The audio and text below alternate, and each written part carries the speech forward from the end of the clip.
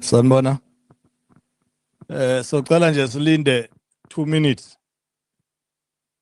Sesiready uqala kulindwe nje one copy of the original statement esizofundwa. Other than that, we are ready. Comrade Nhlamulo will handle the process. I was just indicating so that ningabi shocked ukuthi sase siyathula. The statement sesiready ukuthi Nhlamulo sayosilanda, then mayifika we'll proceed.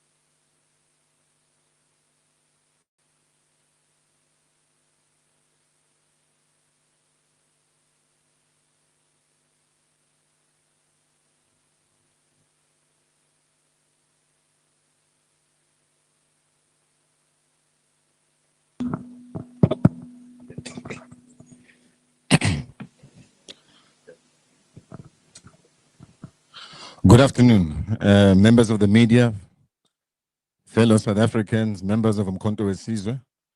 Thank you for joining us this afternoon for our press briefing that has been called by the President, His Excellency President Jacob Gedleyihlekisa Zuma. It is indeed his personal media briefing that he's called, and therefore a special one. With that, let me welcome and introduce the leadership. Let me introduce President Zuma. Welcome, President.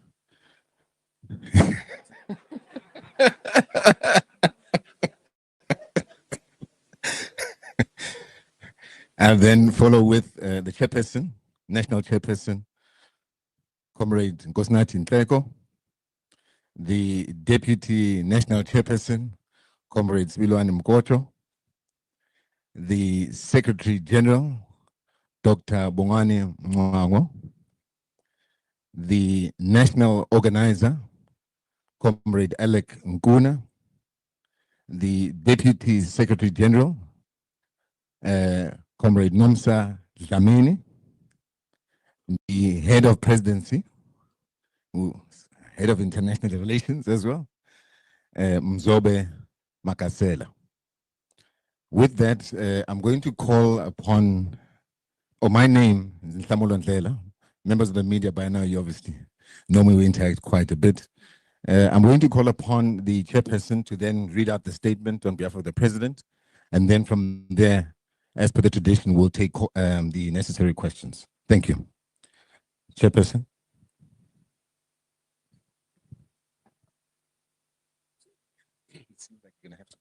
So I've got to hold it. Okay. Thank you very much. Good afternoon, ladies and gentlemen. I'm reading the statement. I'm reading the statement of the president of Umkhonto weSizwe, the party, His Excellency President Jacob Gedleyihlekisa Zuma. A world at crossroads and a nation in search of its own. Comrades and compatriots, we gather at a time of global uncertainty, where imperial decay, economic turbulence, and social collapse in the so-called developed world are laying bare the failures of neoliberal capitalism. Across continents, we are witnessing the rise of movements that challenge the dominance of the Western political and economic order, a system built on exploitation, subjugation, and perpetual inequality. Africa stands again at the epicenter of this struggle, not merely as a spectator, but as a decisive actor in shaping the contours of a new global reality. The world's attention is fixed on Africa's minerals, markets, and youthful population. Yet, as always, the question remains, who benefits from Africa's wealth? In our beloved South Africa, the political landscape is equally volatile. The so-called government of national unity, a fragile elitist pact of political rejects, has exposed the moral and intellectual bankruptcy of those who seek to govern without legitimacy. It is an arrangement born not of democratic will, but of desperation to maintain the status quo and to prevent true transformation. It is in this context that Umkhonto weSizwe Party stands as the legitimate continuation of the liberation struggle, as the revolutionary alternative to the stagnation of the current order, and as the political home of all South Africans who yearn for genuine freedom, justice, and dignity. Comrades, our country is gripped by a deep moral and institutional crisis.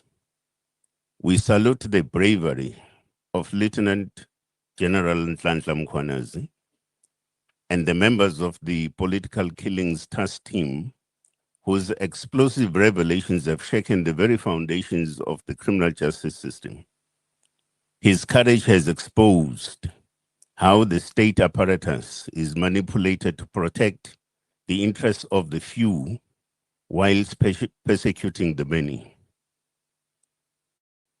As MK, we demand full accountability from those implicated, and therefore, we will use every parliamentary and legal instrument at our disposal to ensure that the truth triumphs over corruption and cover-ups.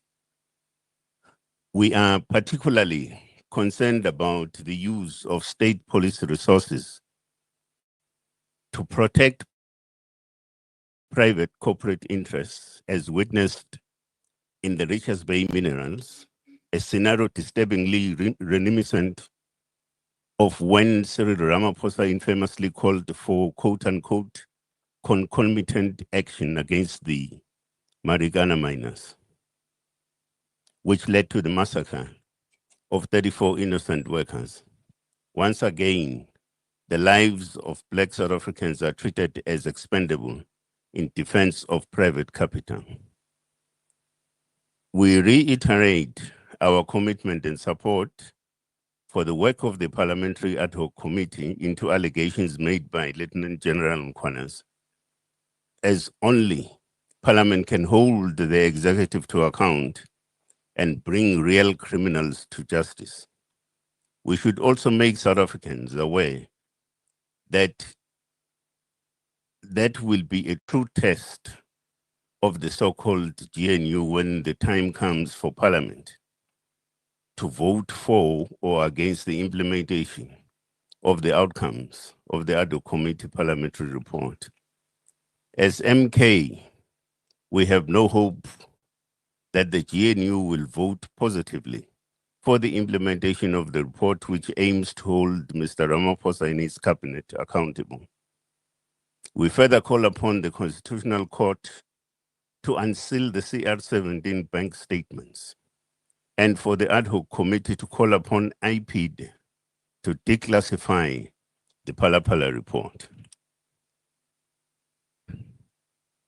Umkhonto weSizwe, the party, rejects the Roman Dutch legal framework which continues to govern our society in contradiction to our indigenous African value systems.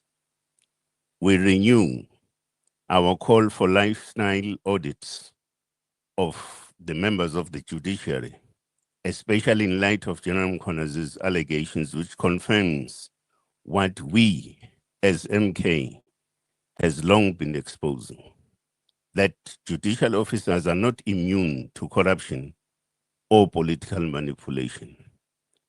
This further confirms MK Party's view that the judiciary has been corrupted and over-compromised. The so-called government of national unity is nothing but a coalition of the compromised, a conglomerate of opportunists who have been rejected by the people yet cling to power through elite pacts and backroom deals. They cannot liberate our people because they are captives of the same system our revolution seeks to dismantle.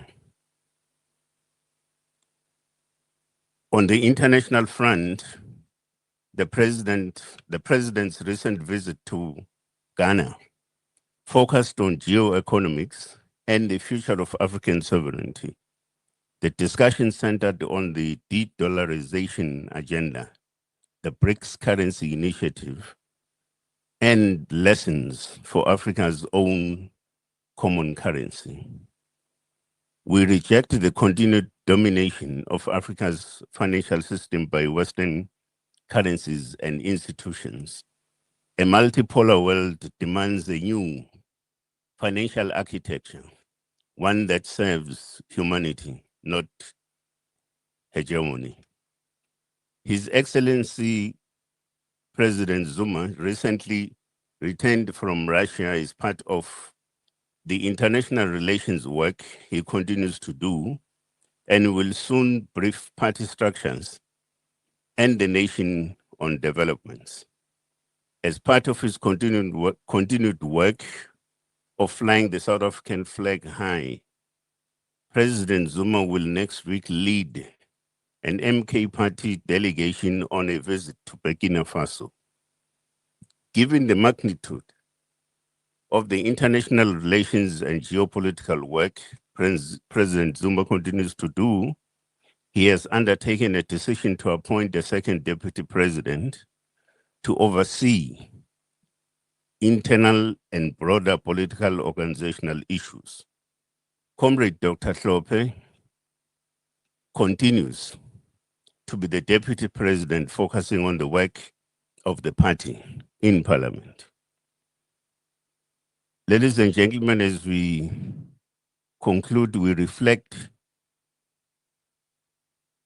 that a year later, in this month of October were the forgotten children that died in October 2024 in Naledi, Soweto, after consuming poisoned snacks from a spaza shop.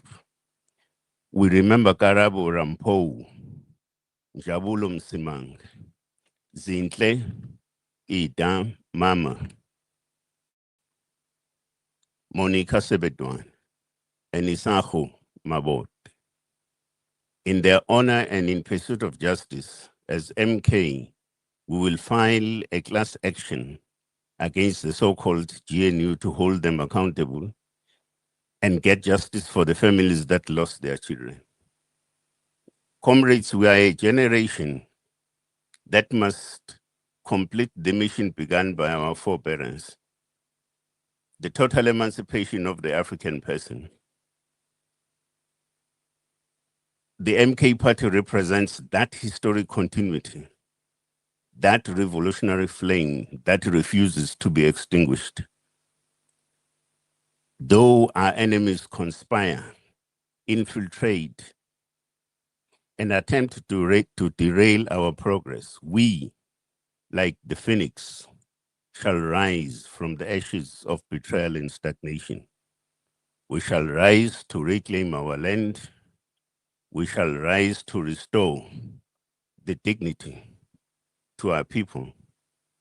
We shall rise to govern this country in the interest of the majority, not the privileged few. The journey ahead is long, but our destiny is clear. MK is poised to take power and to deliver final phase of liberation, the total emancipation of our people. It's a revolution rekindled, a nation reborn. Kwaza, Mkondo Kwaza.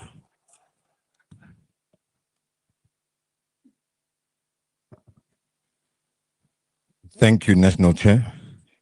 I'm going to call upon the President to introduce the second Deputy President of Umkhonto weSizwe.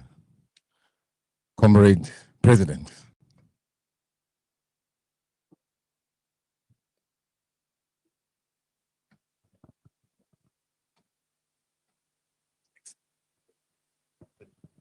Siyabonga baba, siyabonga. Thank you very much.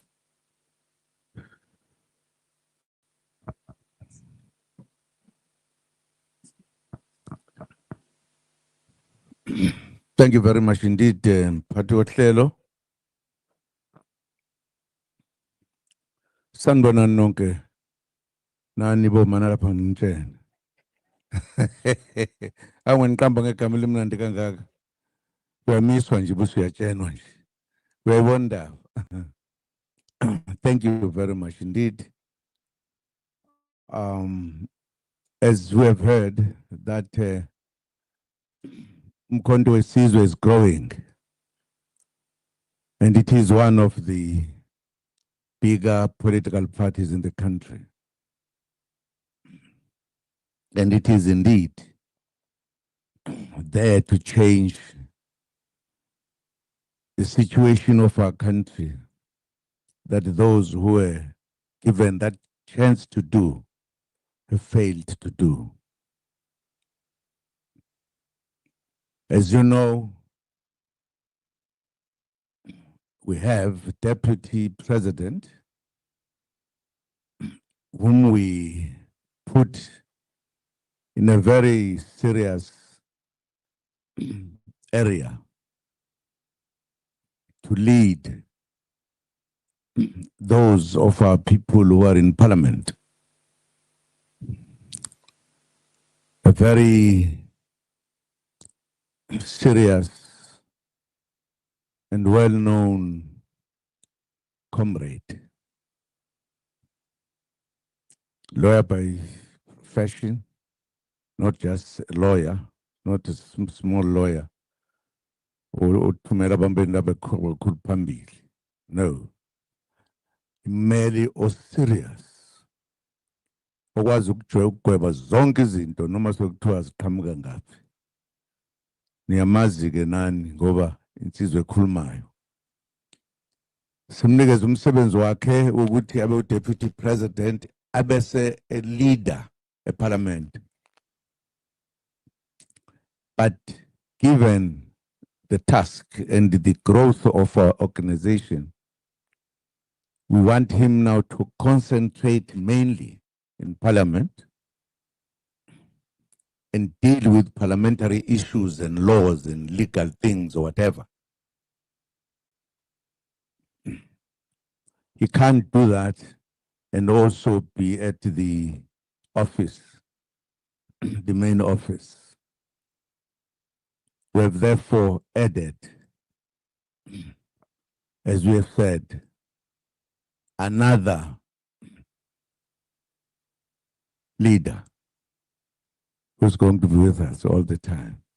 Partly also, by the way, because the current president of Umkhonto weSizwe, I'm sure you all know, maybe there's not a single one here with my age. Is there?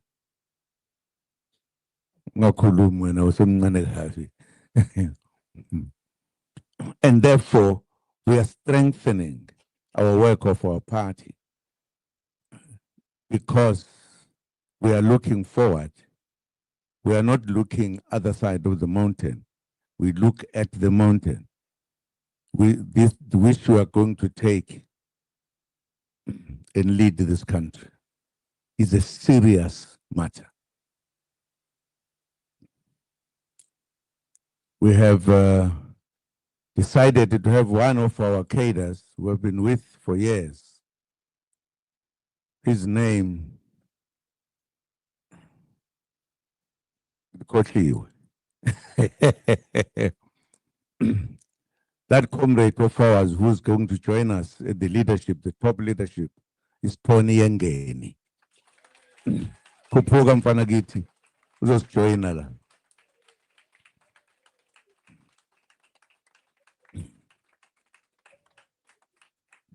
Yini kukhona abangashaya izandla lapho? Anijabuli. Kwakhona abangashaya izandla, umhlole yini. Thank you. Singahlala phansi. Tony Yengeni is a cadre of many, many years. The cadre who took a decision to leave the country as a young man, to go and prepare himself to fight to free the black South Africans in South Africa.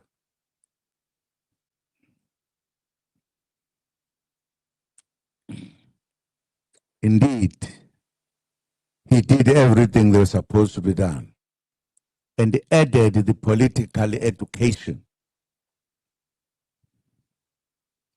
And he has remained a very solid leader, solid cadre. Just to tell you one little thing, when one of our leaders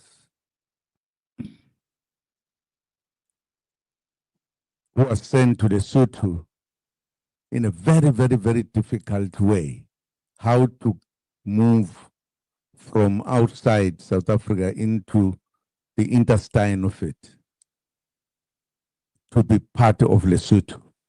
Pisani was sent there to lead the operations from there.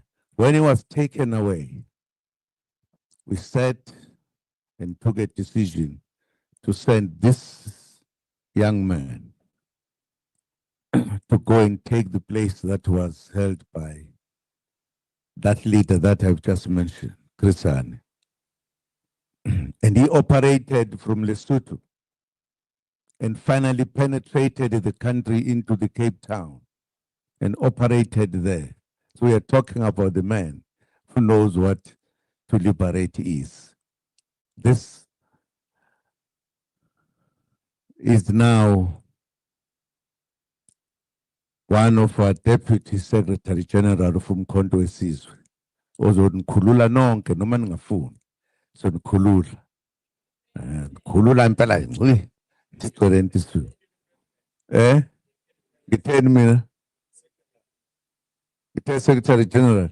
ungakwenza nalokho masimnika hlamba nazi uyakwazi ukwenza konke la ayikho into angakwazi ukuyenza lo the only thing angakayenzi kuba president kodwa konke okunye deputy president ushona enzansi do secretary deputy secretary yini ngakayenzi in any case that is a man who is now going to be working with us all also helping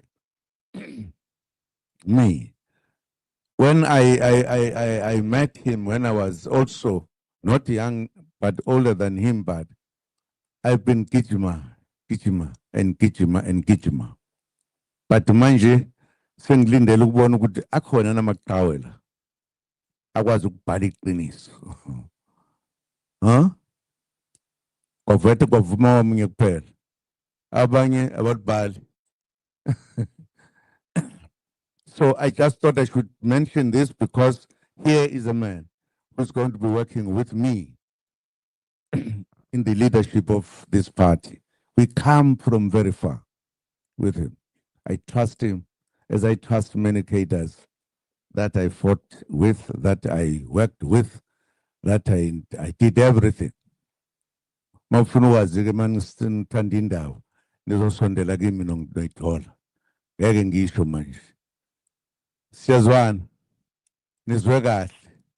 Okay. Kulungile. Fana kithi. Hololo. Wena uphethe.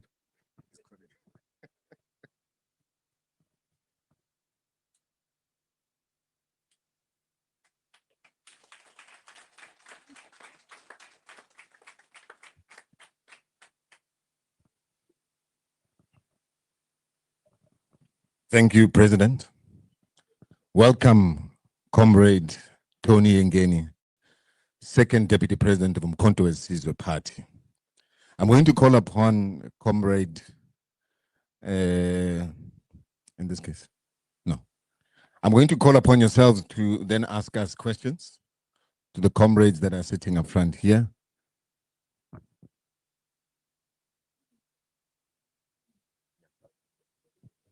Yeah, but of course. Okay. The Second Deputy President is going to give us a brief statement. No questions to him. That's where I was going. Second Deputy President.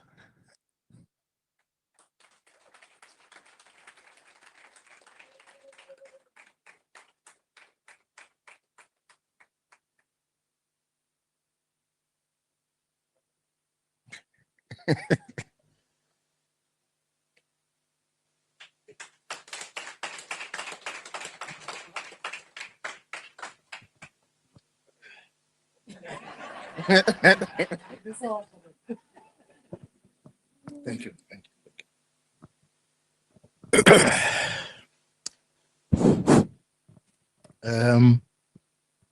Comrade President Jacob Gedlehlekisa Zuma, the leadership of Umkhonto weSizwe,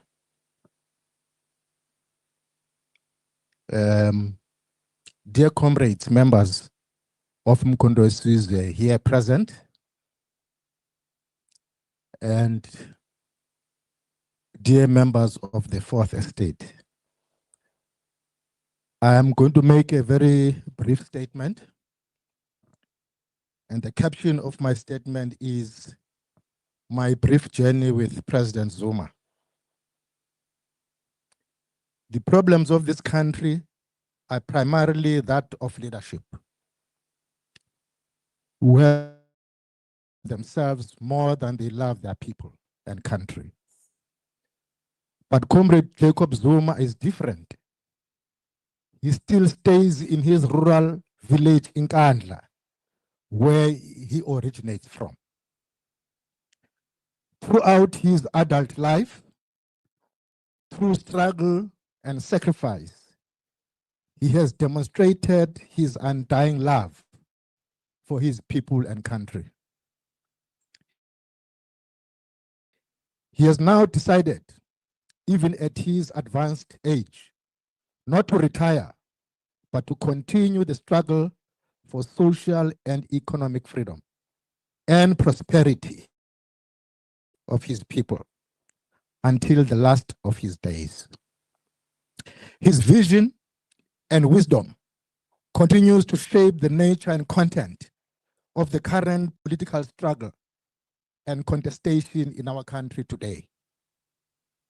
That vision inspires millions of South Africans to rise and take full responsibility for their own lives, for their own freedom and prosperity. Let me take you back to January 1977. I was a young man then, crossing the border into Lesotho with my brother Norman, who, as you may know, later in life retired as a general in the South African National Defence Force. We were stepping into exile, into uncertainty, into a life of struggle. South Africa was burning after the Soweto uprising of 1976. The regime was brutal. Thousands of young people were leaving the country, determined to join Umkhonto weSizwe, the People's Liberation Army. It was there in Maseru that I first met Comrade Chris Hani, a giant and titan of our struggle. Comrade Chris commanded me to stay and assist with the political education of the avalanche of young comrades crossing the border. And so, even before I picked up an AK-47 rifle, I was tasked to be a political instructor, to prepare our youth to understand why we are engaged in struggle and what kind of society we wanted to build. In 1978, I left for Angola for military training. When I graduated from the regular course in guerrilla warfare in 1979, I took my oath in front of President Oliver Tambo himself. President Tambo gave our detachment the singular honor of naming it the Isandlwana Detachment. Our detachment was named after that great battle where our forefathers and warriors fought bravely with only spears and shields to defeat a British garrison using superior weapons. Exactly 100 years before, in 1879. In that same year, OR declared the year 1979 the year of the spear in honor of those Isandlwana warriors and many other martyrs that had made the supreme sacrifice during our liberation struggle.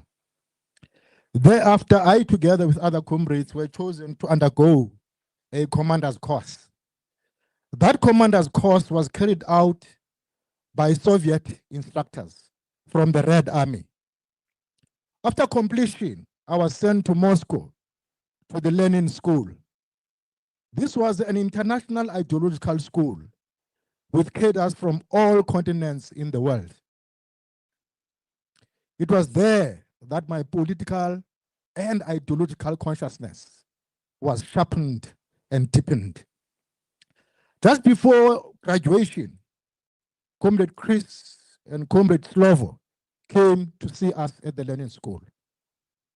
They told me that I was not going back to Angola. From Moscow, I was to be deployed in Lesotho. The apartheid regime had threatened the then Lesotho Prime Minister, Liabua Jonathan, with invasion unless Chris was removed from Lesotho.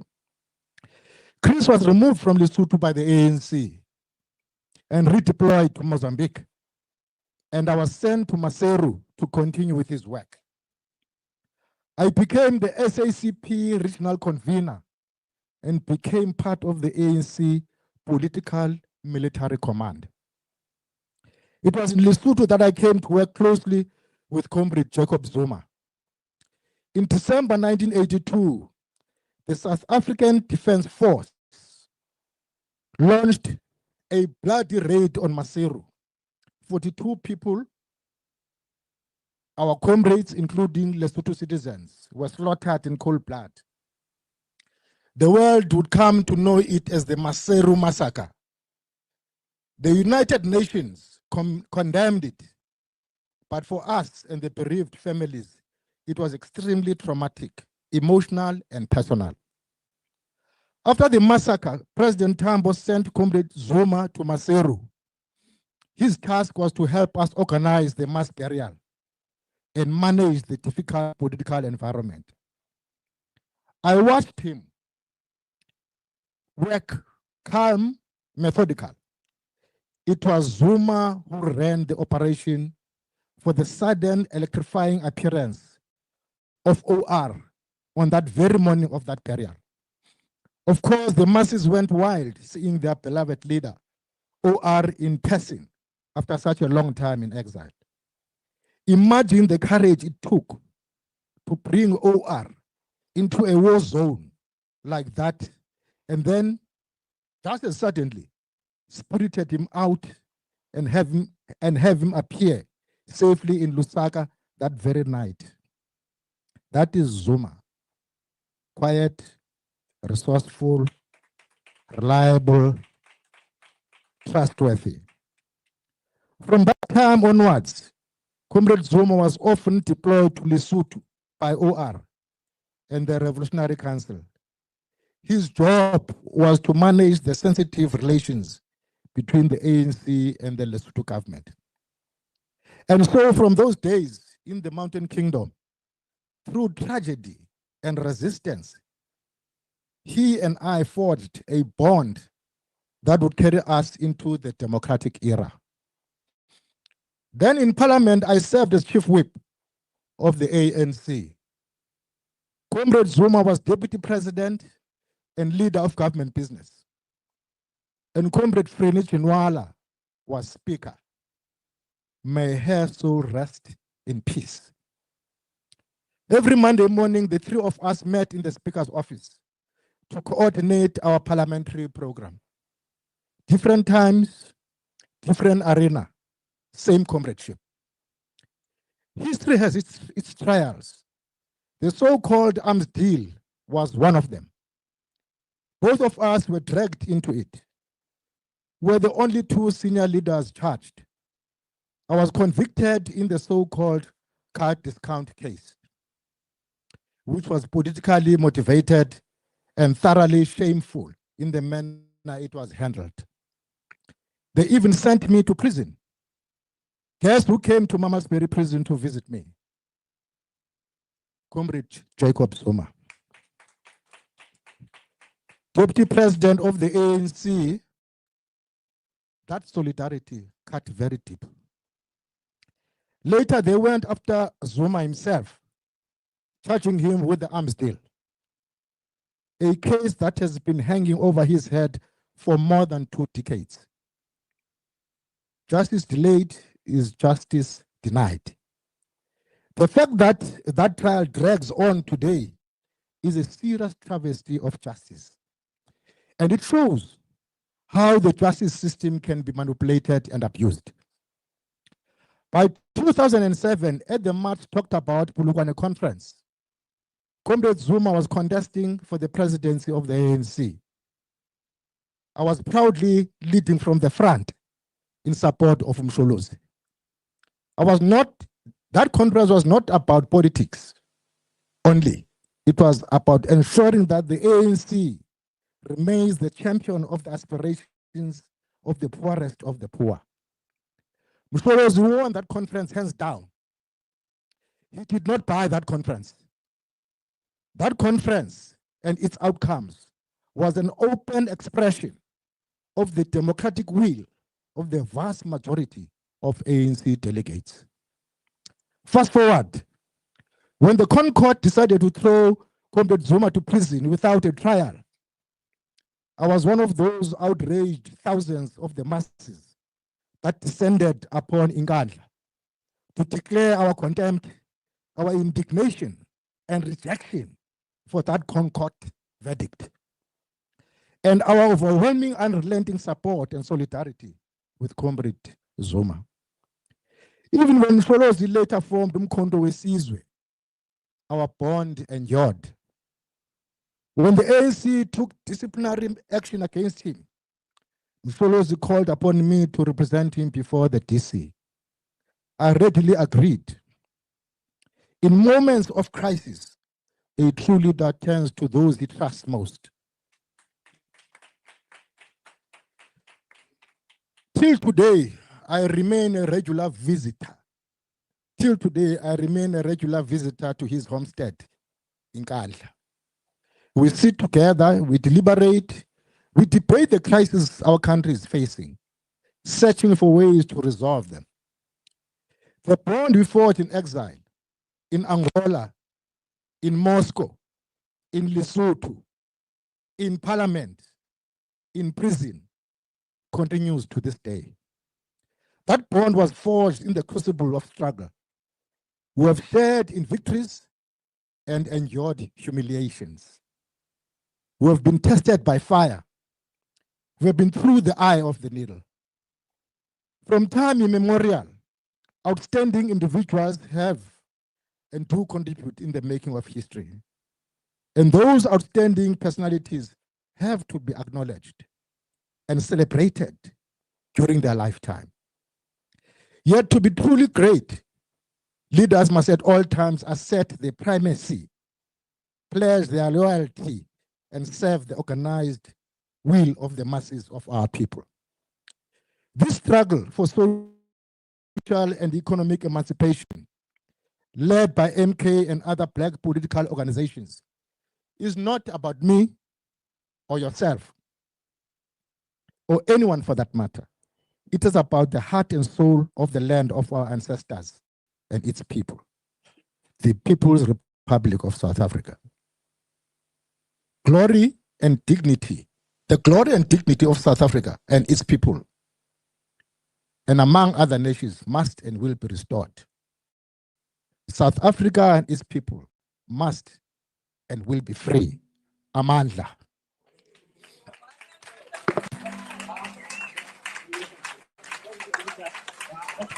Baba. Kwaza Mkhonto kwaza.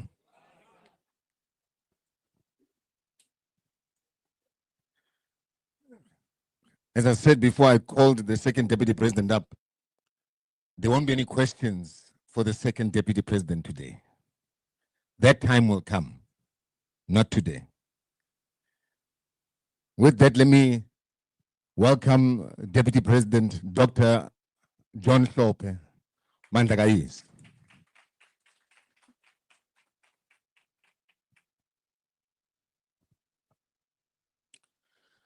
We're now going to give the members of the media an opportunity to ask questions, and we will then call upon the leadership to respond to those questions accordingly. So with a show of hands, we will take the first 5 and then so on. You already know the tradition by now. So where do we go? First hand there, 2, 3.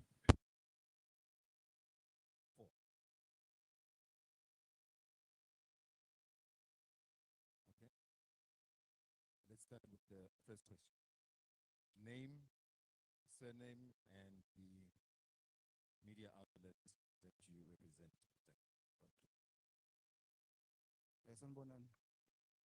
My name is Velem Pungula. I work for independent media. If I have an opportunity, or if I had an opportunity, I would have asked Mr. Yengeni whether he has run from the ANC. But that now that we can ask this question, so I left it hanging. So my question is that, okay, no, thanks for the address. Some of the questions have been answered, but one of them, I want to know whether, or maybe I can need a comment from the president about the court ruling in Pretoria, so that ordered him to pay back 28 million. So I want to comment on that. What is the view of the party and the president? Right? Thank you so much. Good afternoon, everybody. My name is Londi Wekumete. I'm a freelance journalist. I work for Zuma FM and many other media houses. My question is to the president of Umkhonto weSizwe. Bab Zuma, are you going to pay back the money? If you are going to pay back the money, how are you going to pay it? Any plans or measures in place to pay back this money? Thank you.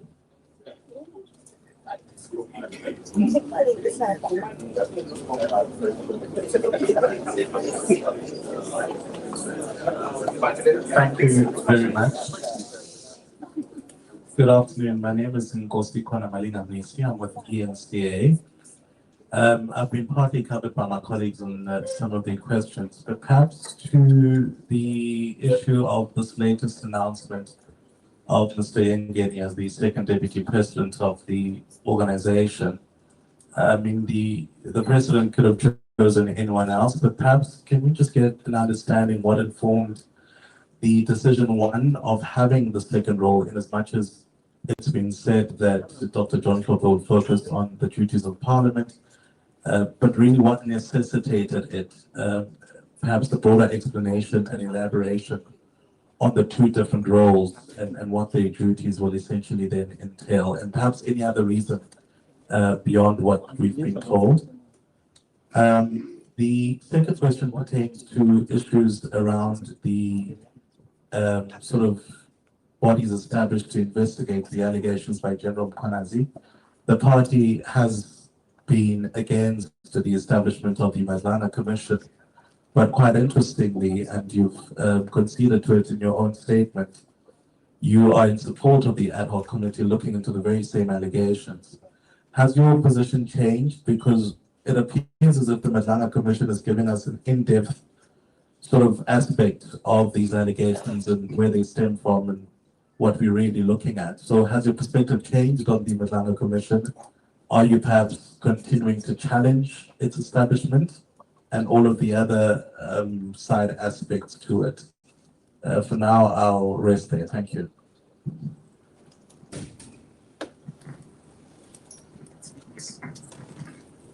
Good afternoon, system of the freelance journalist. It's a slightly different question. I want to focus on politics. The politics was. Oh, okay. Really. Thank you. And it's a slightly different question. It's more about the politics in KwaZulu-Natal. And the MPA party operates from Zuma confirmed that indeed they're in talks with the ANC to cock up in KwaZulu-Natal. And if yes, how will the arrangement look like? How many positions will go to the MPA party? And how many positions will go to the ANC? Thank you.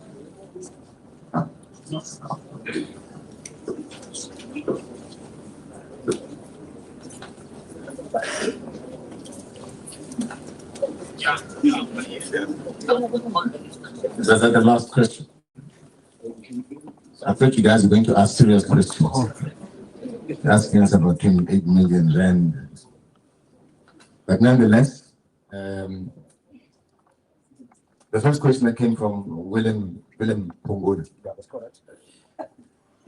where they're asking President pertaining to the 28 million rand judgment that was handed down yesterday. I guess everyone is asking and wanting to know if you're going to pay back the money and how we're going to handle it as a party.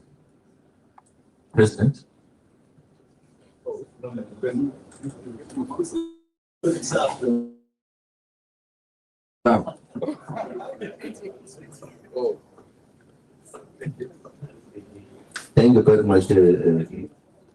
What was said.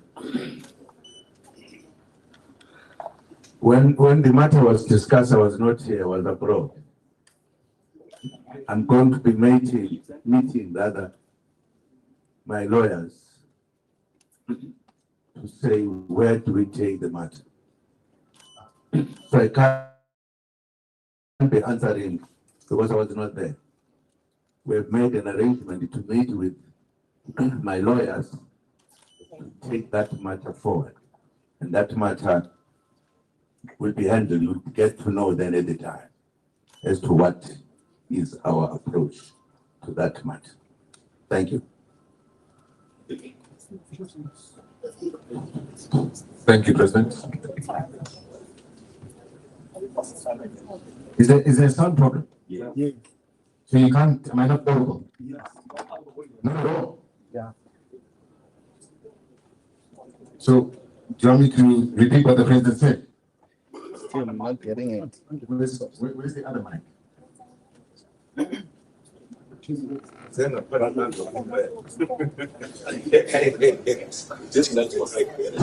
Is this one better?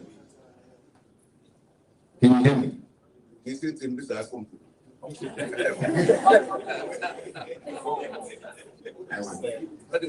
you hear me though?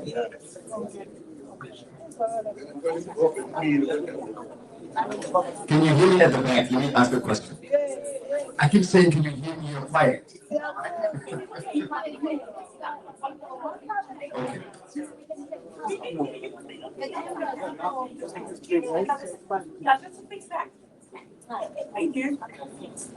Oh, the cameras are not picking up the audio from the feed. Indeed, but it's not. The President, in his response, said that when the judgment in this matter was unfolding, he was overseas. The Russia trip that was mentioned.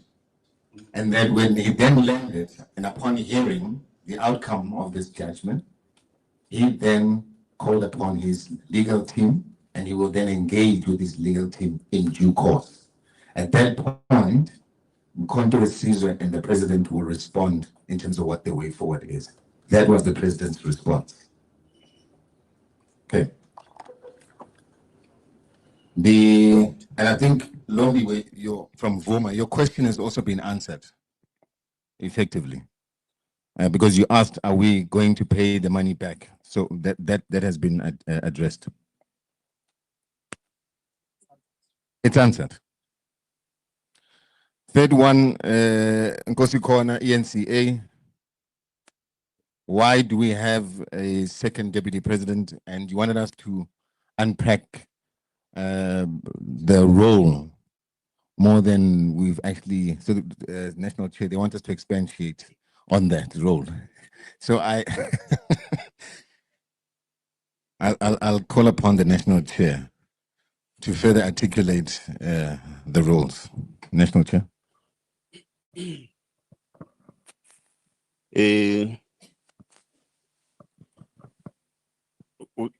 Uthe bani lo bebuzumbuzo bani Nkosi Khona. Oh, Nkosi Khona, I think that question has been adequately responded to, both in the statement in terms of, for an example, let me give you a practical example. The President is now 2 days back in the country because of the work assignments at an international level. I think in the next day or two, he's also leaving the country. Now, what is being put across simply is this, is that at a practical level, he's becoming more consumed by international work, and therefore you need a second deputy president to focus on the internal matters and the internal matters and the workings of the organization on an ongoing basis. And that the first deputy president focuses largely, because he's the leader of MK as the party in parliament, that he focuses on that particular front. Now, so if you ask as to what is it that necessitated the appointment, I don't know what more can be said except just simply this particular factor, which is more of the material circumstance as it faces the organization. Now, I'm sure somebody is going to respond on the question Kamadlanga Commission. The only issues I want to deal with, I don't know who asked whether we are going to Oh,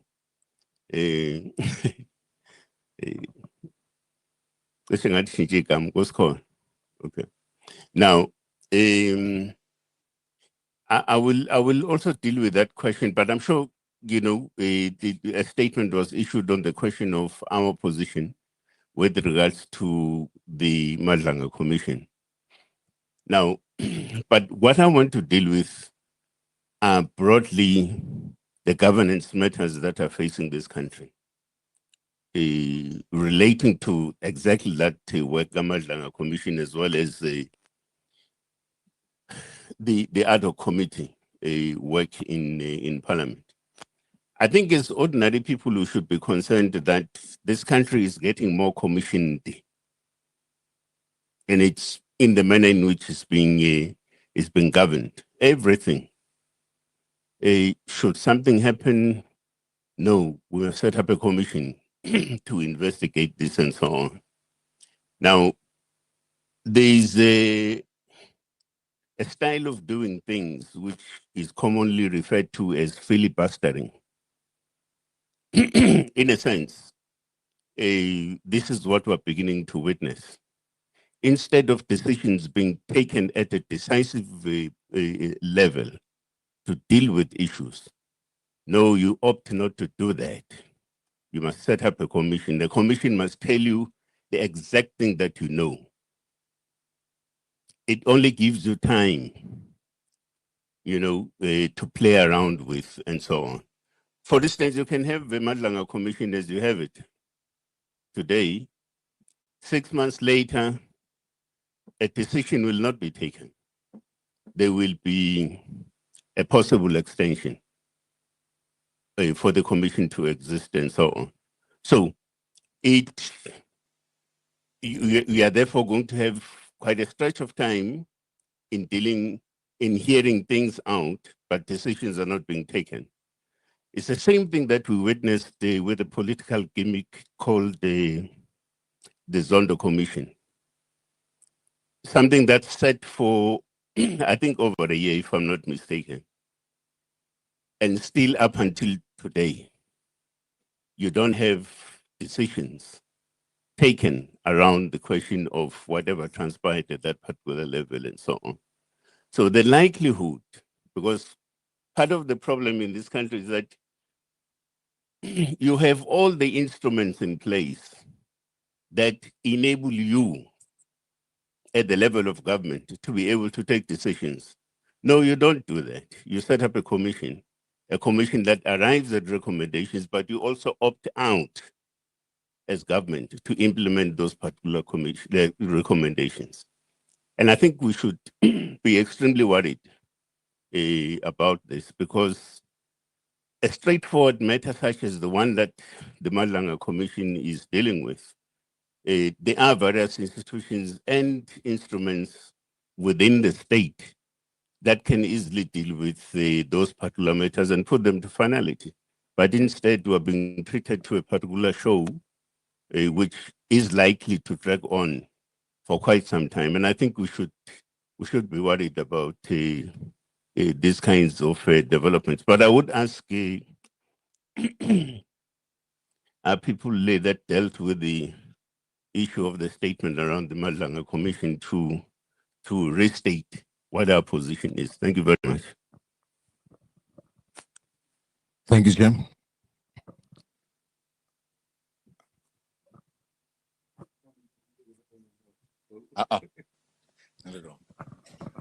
Just on what Shalowet has said, as the media, why are you not questioning what government is doing, not putting things correctly as they are? Why are you not querying that if we are to say South Africa is what we want it to be? As he has just said, There are accusations, instead of those accusations taken to court or whatever, there are judges. Even when we said the manner in which we dealt with the elections were wrong, we put a case up to this day has not been taken to court. Why are you not questioning these things? That's a question towards you guys who are supposed to help us.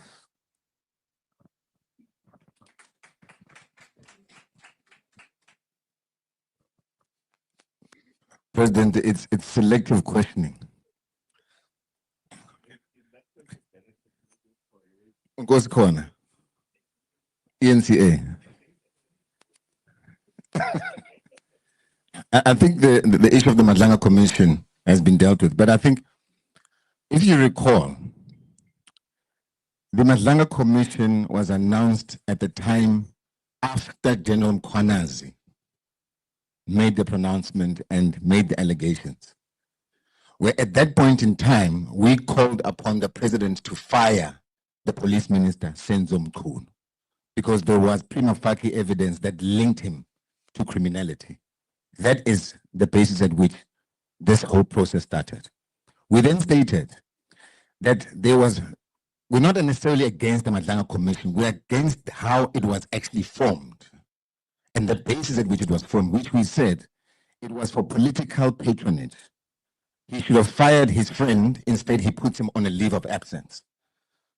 That is the basis at which we are raising concerns as a party that is the official opposition that is responsible in parliament. That why should there be money spent of 148 million? And the fact that, by the way, the chief evidence leader, Terry Mutau himself, who has now stepped down, raised concerns about the money allocation. That alone should tell you that Mkhonto Sizwe is correct in its stance. The other point that we need to make is that if you look at the current members of the commission, these are the same chief evidence leader from the Marikana Commission. Justice Madlanga himself was the chief evidence leader in the Marikana Commission. You look at Ceci Baloy, she was the evidence leader on the police side. Justice Charleskinson was under Madlanga, Marikana Commission. Same players are now in the Madlanga Commission. You read between the lines. So we're just saying that there is no need when you have an ad hoc committee in parliament that can hold the executive to account for South African taxpayers' money to be spent the way that it is, especially in the manner that it was brought about. Not to say we're against the Madlanga Commission. Let's bring that clarity. Okay? Thanks. The other question from Sihle Mavuso. They must answer your question. They have not answered your question. So Nkosi Khona, President asked you a question. Where is Nkosi Khona? There he is. The President asked you a question. The mic, he wants to hear your response. Oh, nabanye. Naninbuze.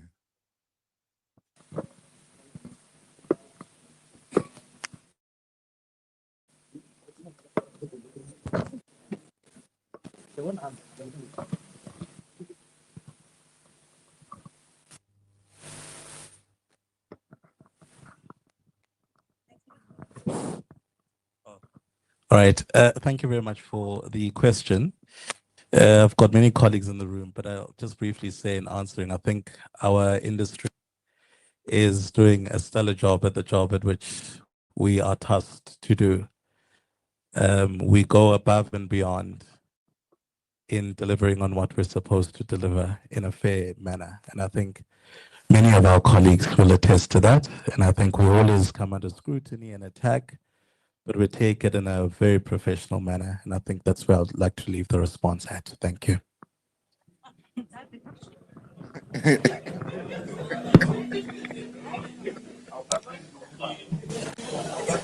Can I go? It's Londiwe Gumede again. The question is directed to the president. No.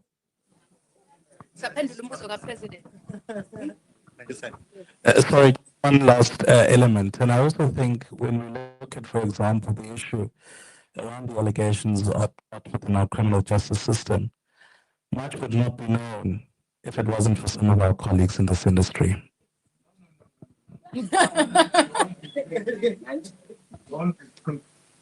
Question is very clear.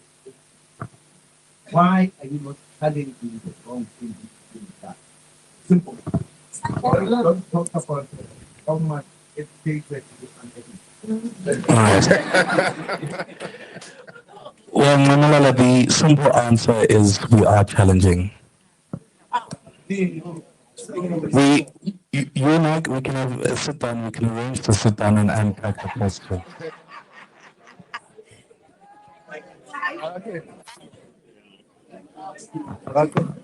You asked questions here. We answered you. We are asking a question from you. Answer it. Simple. I've answered. Don't you talk about our votes? I've answered the question.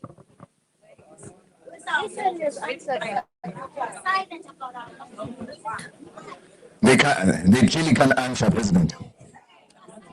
We'll give them a thing. But, President, the one question we should ask him from ENCA is that they came to Nkandla just before the elections, when they did an interview, they spent 2 hours with you. I was in that interview. Till today, they have not played your interview. They must answer why.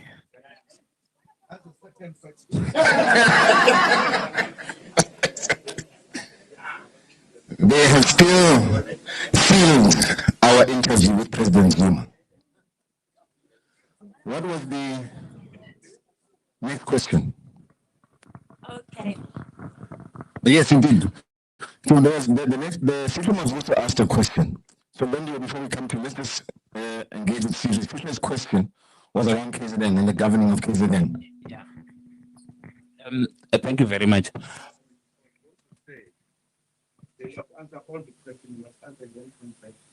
We're coming back to this one, President. Thank you very much. Just a recap. Is the MK party in talks with the ANC to co-govern KwaZulu-Natal? If the answer is yes, how many seats will go to the ANC? How many seats will go to the MK party? And again, have you also engaged the EFF, considering that there is a fallout between the two political parties at national level? Thank you. I'll call upon the SG to respond to that. I don't know which fallout you're talking about, because we have a progressive charter that we've signed in Parliament.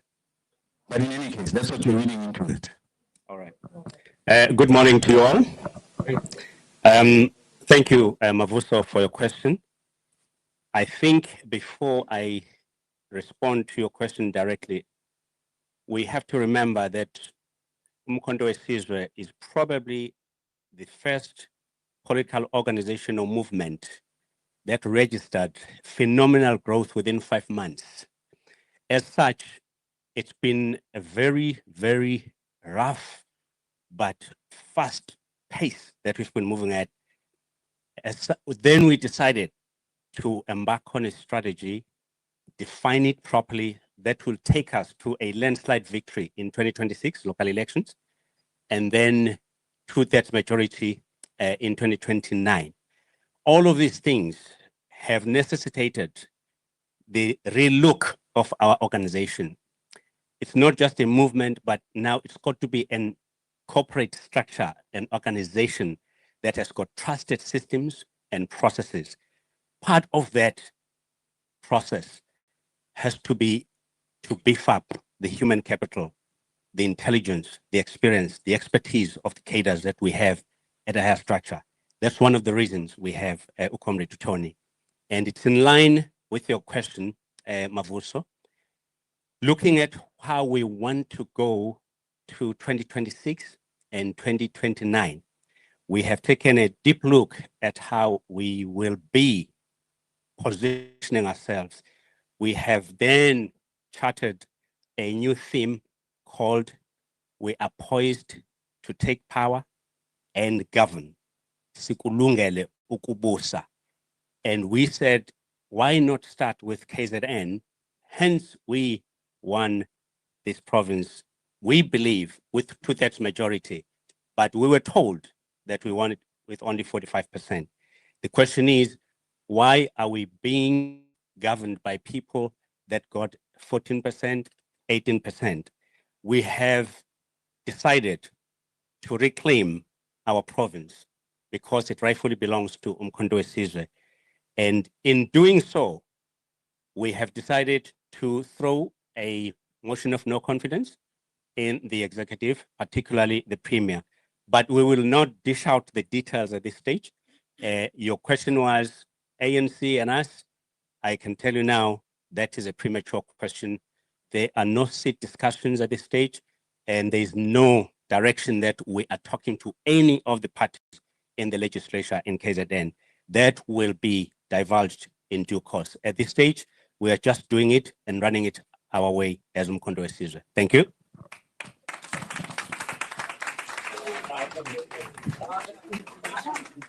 Oh, I'm going to call upon the chair. It's right here.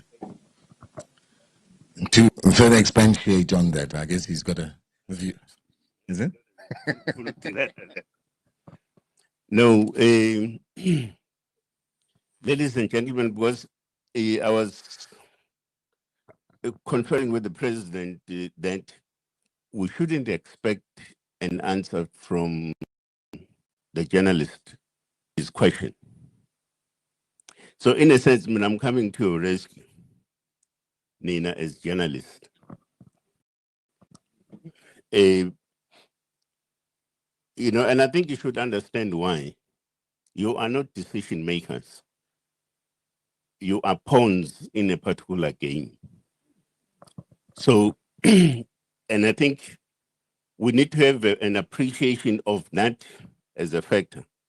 For instance, you're not a decider in terms of the content of this very same interview in terms of the final product.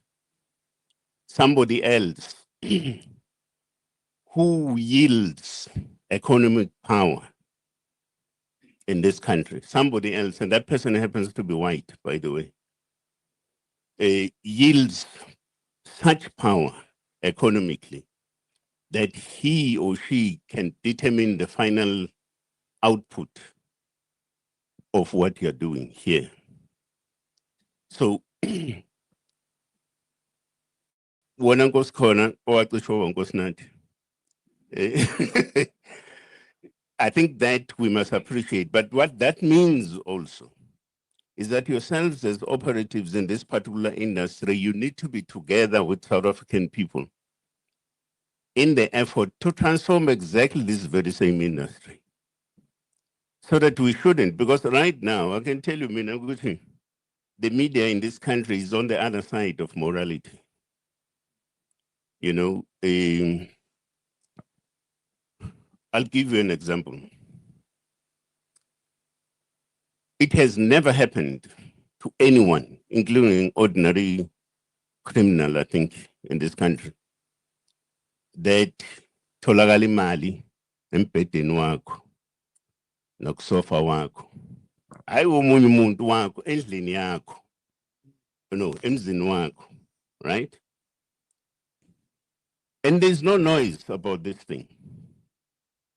When I'm saying you're on the other side of morality, ask yourself a question. Had it been President Zuma that such an circumstance happened to? I'm telling you, we're not going to sleep, right? Now, and that's what we need to correct. Because principle is principle. If something is correct, it is correct. Something that is wrong, finish, right? There shouldn't be, oh yeah, no, you have a law in this country that says money in your possession in your own private residence cannot be in excess of 25,000 rands. That's the law, right? And you preside over an institution that upholds the law and implements that law. But it happens to be you. No, we shouldn't raise issues about that and so on. It can't be correct. So that's why I think at the center of this question that is being posed by the president, it's not just simply a question that you should be wishy-washy about in trying to respond to, but it's a question that we should read in context that says the media as an industry has got to be transformed. Because your duty, is to inform, but also educate and tell the truth to ordinary members of the populace. That's what you need to do. But in the manner in which things are happening, and of course, in the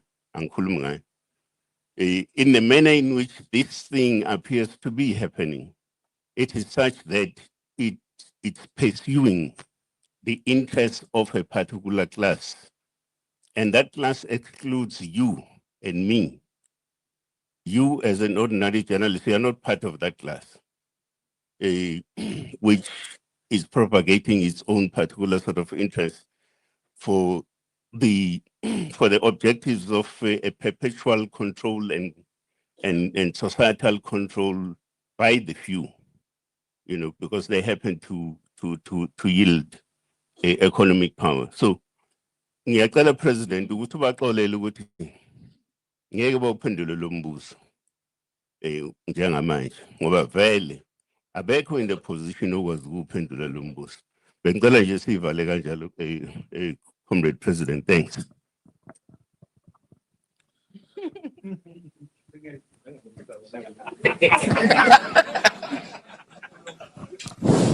Uma sihlalo nami ngelinye ilanga ngithi anguphendule lo mbuzo.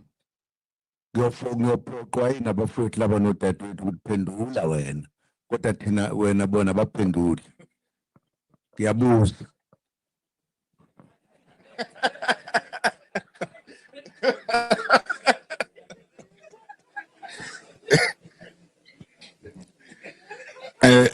Members of the media have been let off the hook here by the national chair.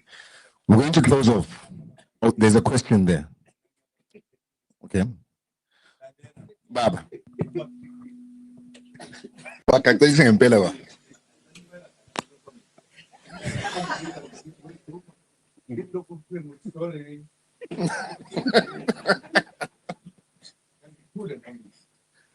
About the but I'm going to vote.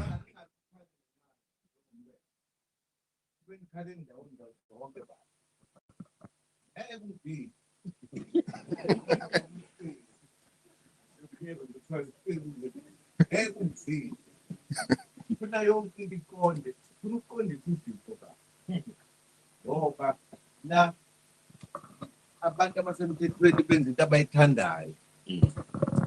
Safaka icala la ukuthi sarojwa siwinile. Alikaze liye enkantolo namhlanje.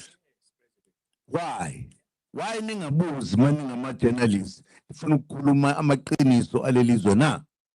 Mbuzo wodwa nje.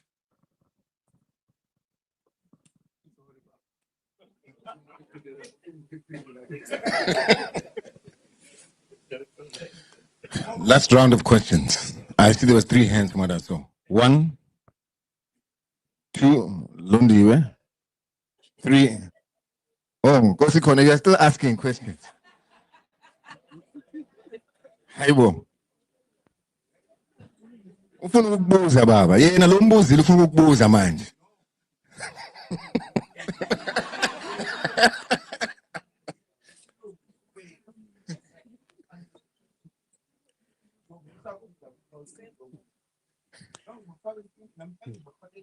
Bakaxekile ba.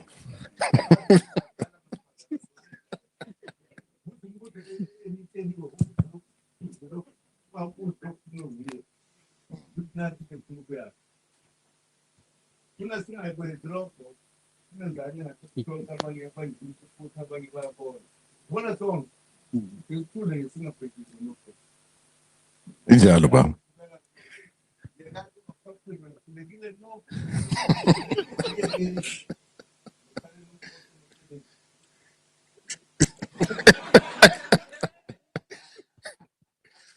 Thank you so much, Program Director. My name is Bongani Mkacho. For me, it cannot be a question. I just what I see is the leadership and wisdom of our president. And I'm happy that the media is all here today. No one is going to say anything about the leadership the leadership is. Sorry, you're going to say you're from which media house? Remember, you have to mention your name and so we know who we're talking to. Bongani Mkhatshwa, it's my. Which one? I'm doing my own media. What's the name of your? Okay. Yes. Okay, you can go ahead and finish off, please.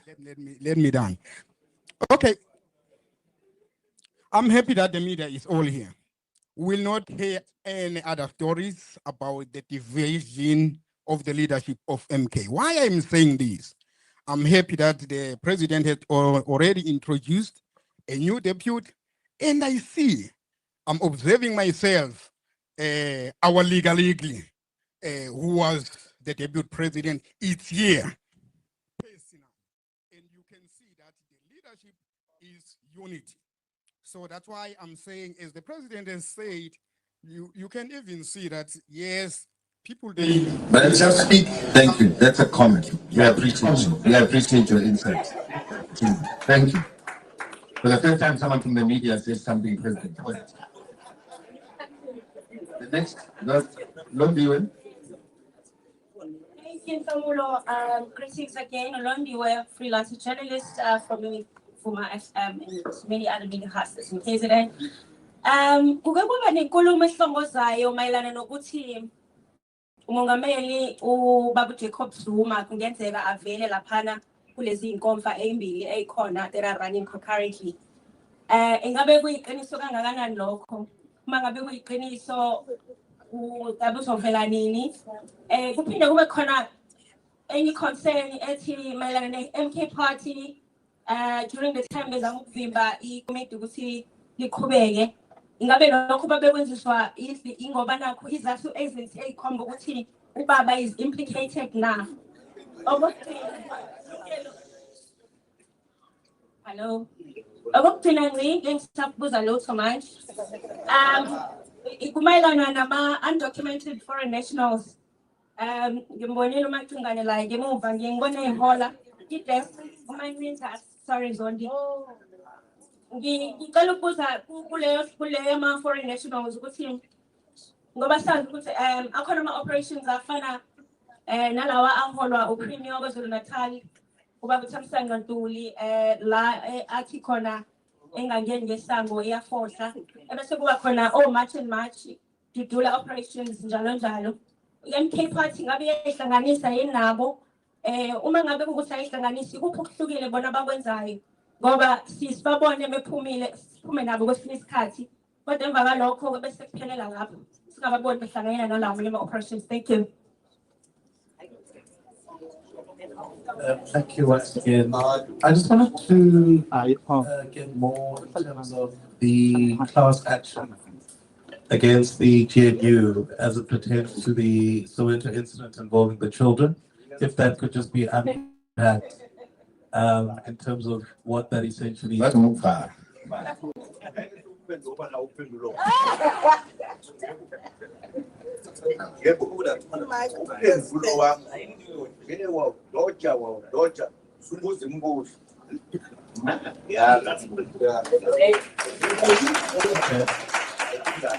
All right, but that is the essential question. Thank you.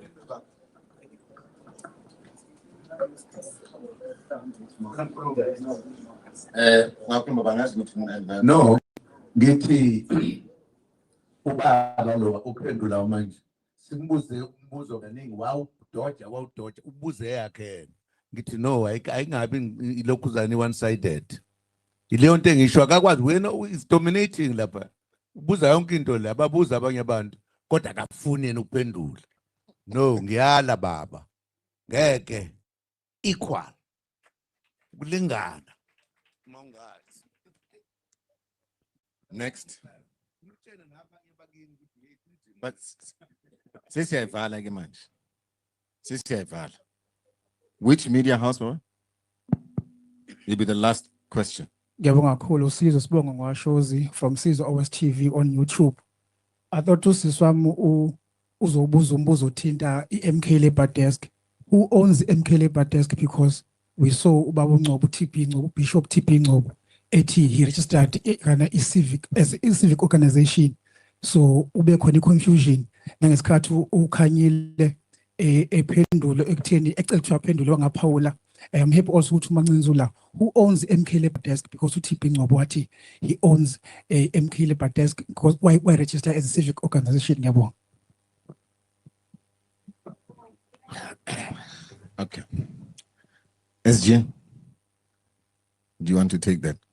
Because I think we've stated that this presser, by the way, now I'm going to you are being opportunistic.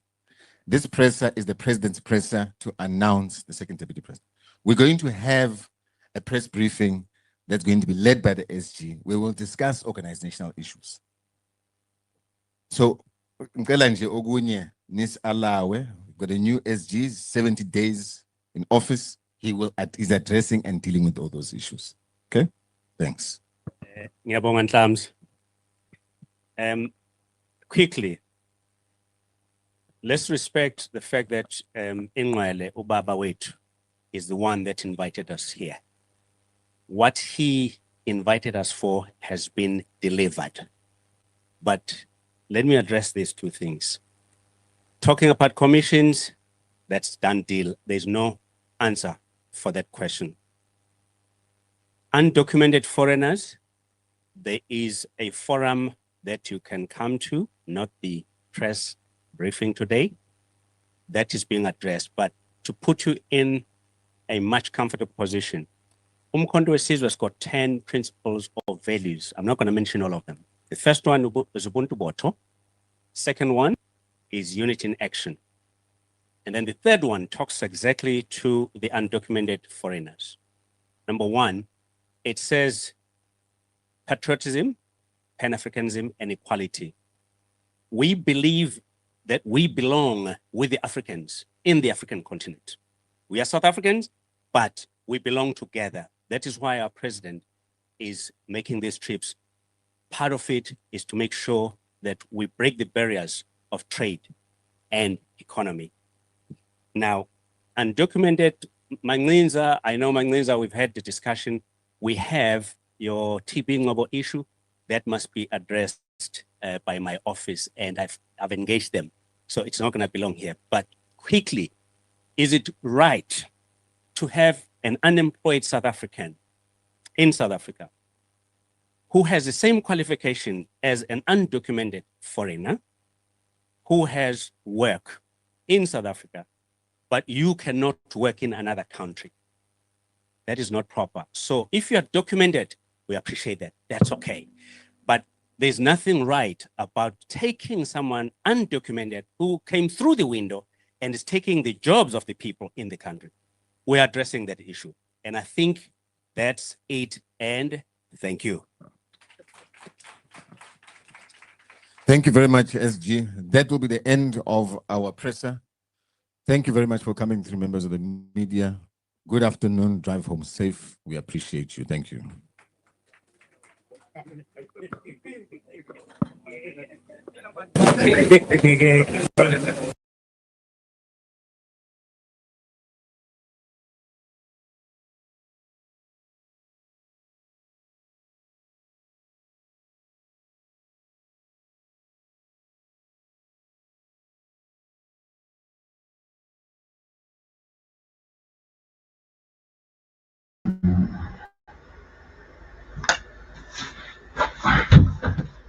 Hey, my commander. Bana funa ukungijoin e-studio. Senizwele my commander. Commander Tony Engeni is the new deputy.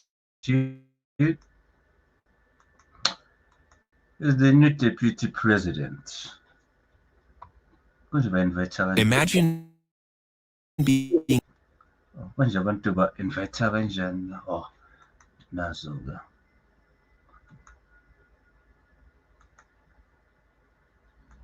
Nayi link ku-comment section, guys. Anyone wants to engage regarding the press briefing is Allowed. Azimezechi, Link Commanders. Ngo-3 o'clock ngiyaphuma. Kunomuntu ahlela ekhompyutheni ekhathi. Moeg nog.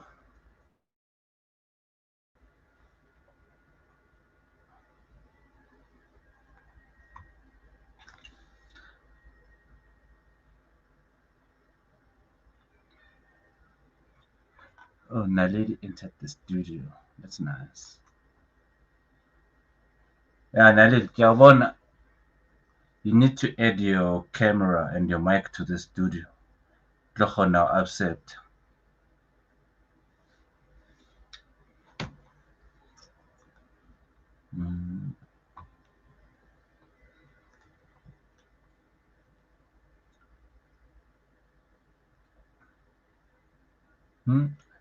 Yeah, we won't forget Mpumalanga. Khululeka Rogers. Mpumalanga kula siyakhona. Naledi, mic yawo le camera. You need to like allow your browser to access your mic in your camera. Because Kiabona moko backstage. I can see you on the backstage, but I'm waiting for you.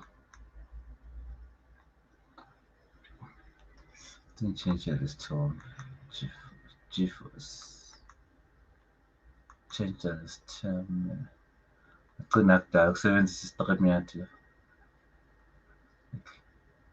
Naso.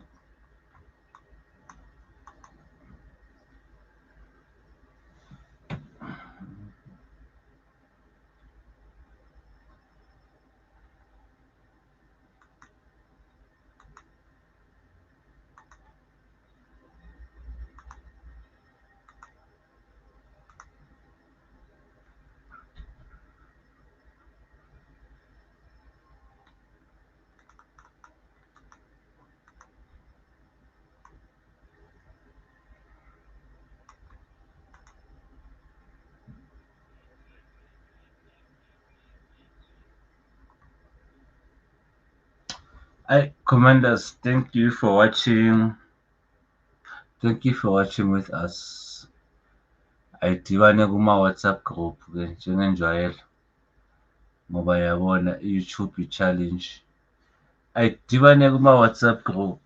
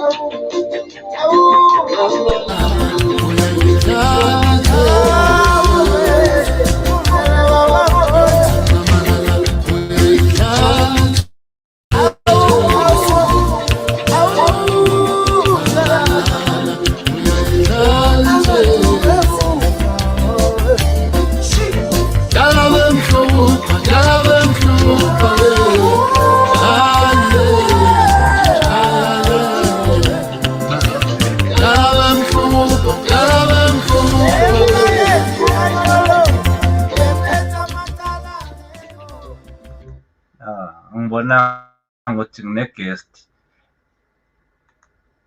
Angibonanga ukuthi ngine-guest.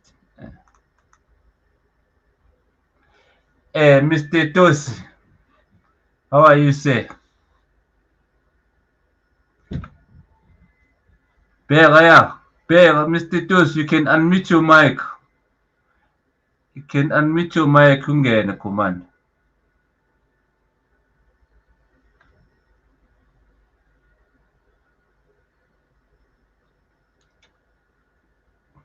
Yayibona imic yakho, bheka imic lapho. Okay, now. Super. Bheka, unmute Mr. Tosi.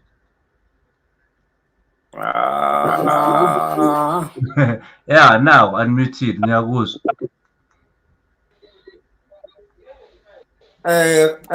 Kwaza mkhotophasa. Gwaza. Bheka before ukhuluma man.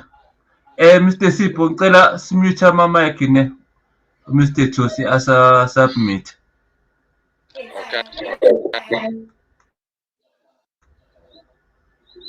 Yeah, Mr. Tosi ungangena. What do you think of the latest developments and the press briefing? Usimamile manje. Hayi man. Why mute futhi lento?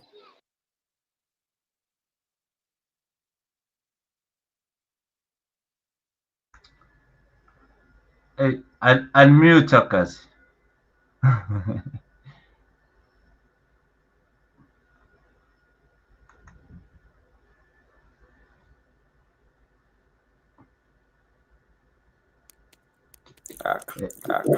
Yeah. Yeah. No, you know. Tony ngene. Representa Jacob Zuma ku president ungapha nangapha. So it was bound to happen, you know. I think for MK it's but at the same time we must look at the one talk about democracy where we say they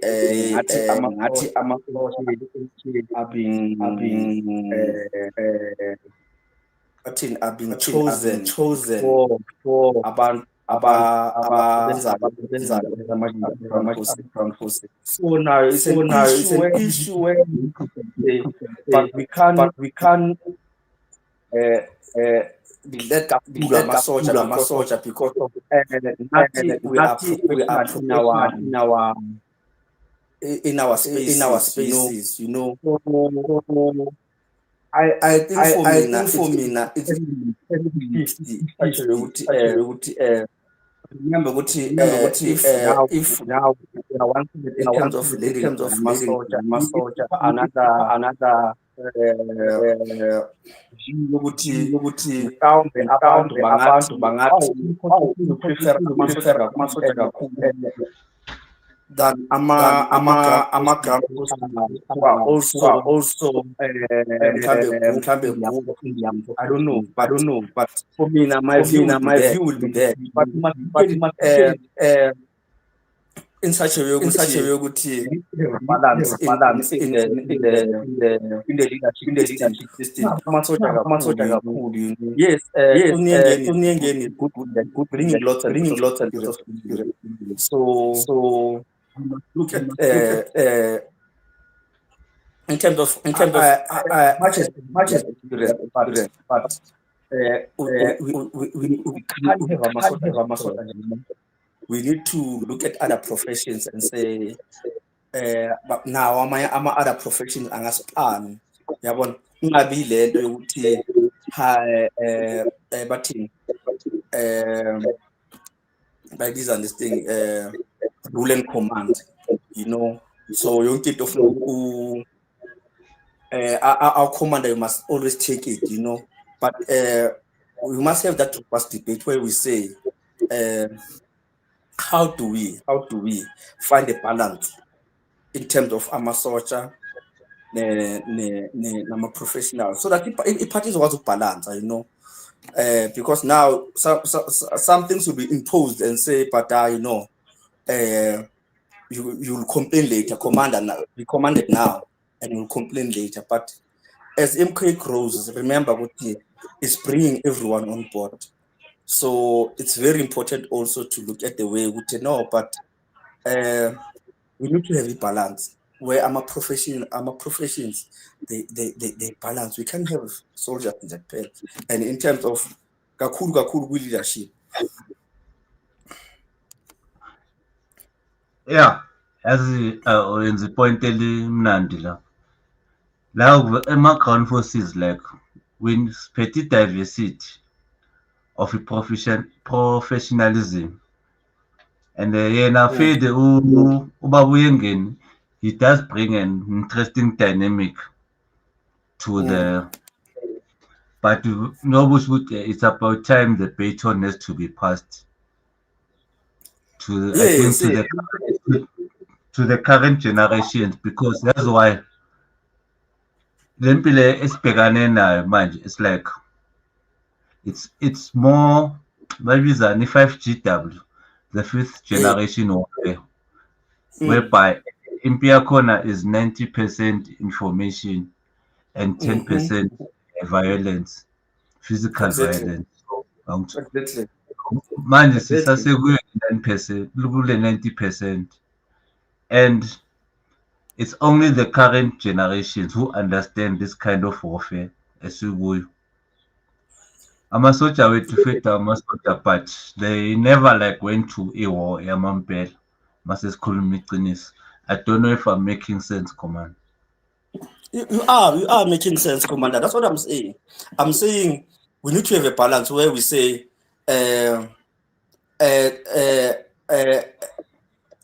remember asingayinyati lento leyo ukuthi amasoja even themselves they are professionals, but we need to bring other professionals. Remember, the party must balance, and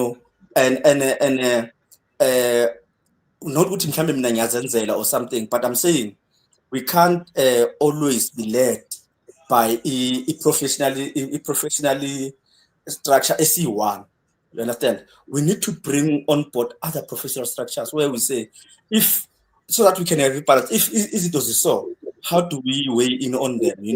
Because as the MK party, remember, as our members are, or as our ground forces, we have questions where we need to be answered. But now, when you ask a soldier is but you are commanded now. You will answer later. You're going to ask him a question later, and we can't run an organization. We need to have a balance in an organization where we're saying, if we have concerns, we need to deal them. We need to deal with them now. Not to no, but comply, and then you will ask him a question later. As you understand now. As much as yes, it's true. But I'm saying we need to find a level. We need to level the grounds for us so that we could cool. Yeah. So that umkhonto uzokwazi ukukhula. Remember ukuthi at some point nathi sabutu we will have to give it to the next generation. And out in the next generation are not soldiers. You understand? The next generation it's abantwana bethu who are coming. The next generation will be mina nawe. Angazi understand now. We are not trained soldiers. We don't know anything about war, but I think we can add value on whatever perspective that we're coming with or coming on about, So for me now, it's a good move. Tony again has been there, and it's good to bring people who love Jacob Zuma because they will always protect Intangano, But at the same time, let's bring on board as many professionals as we can so that we can balance the family team can balance or whatever we can call it. We need balance with MK. Remember, MK is still a baby. It's gonna be turning 2 in December. we need to have balance so that it can grow. We are a one-dimension part where we need soldiers in Japan. And our soldiers, they've been tried and tested, and do not bring any value. They're not giving us that. Next. Unless if they say next year we are going to war, they can bring soldiers. Yeah. As you say, as me now, like it's my second year in active politics. I've never been active within any other party, so all I know is Umkhonto weSizwe. So we do need like expertise from the tried and tested. Joe should of which most of them is the soldiers. And our soldiers they are diverse in their occupation. Hence we are in the good position to pass on a baton to the next generation. Into the cycle, I think saying good age, we need to like encourage our soldier with a conscript youth into their ranks so that the next generation of armor platoons are be secured. I don't know if that. What do you think of that, Kuman?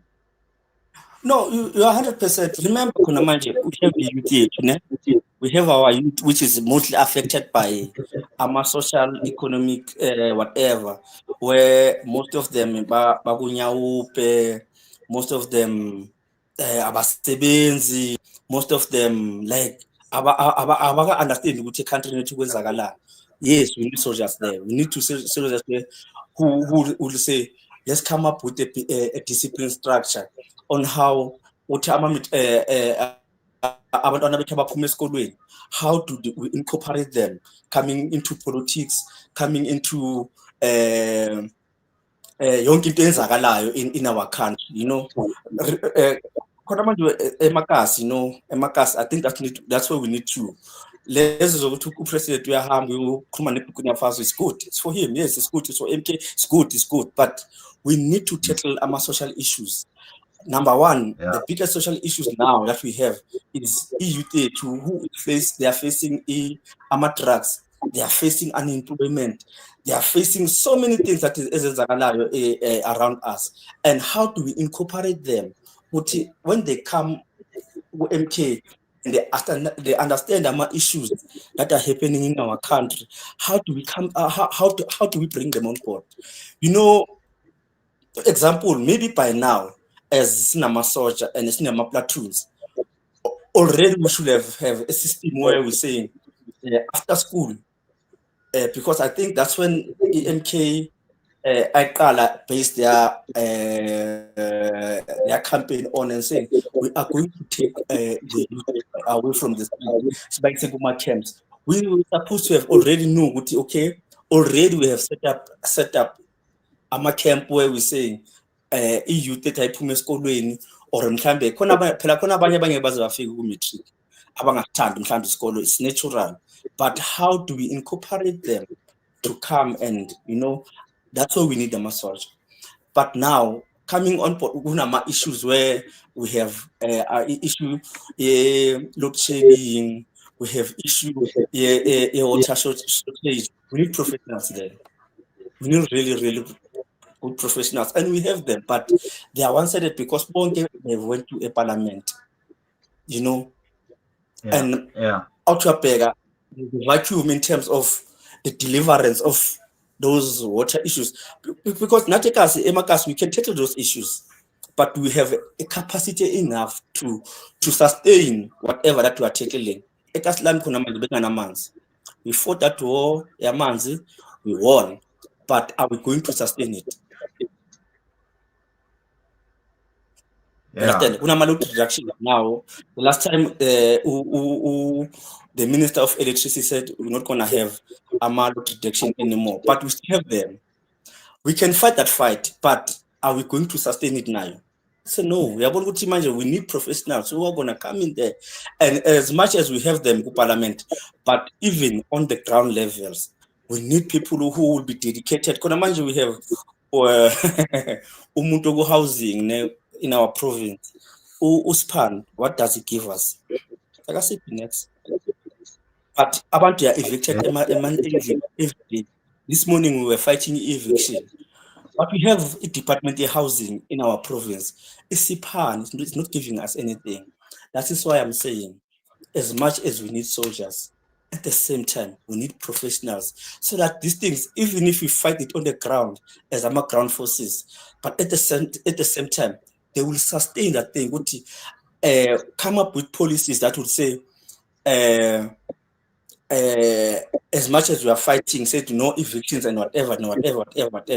But at the same time, that only is then if you can have that, then it's good. But much we don't have that in Kenya. And we still need to take maturity.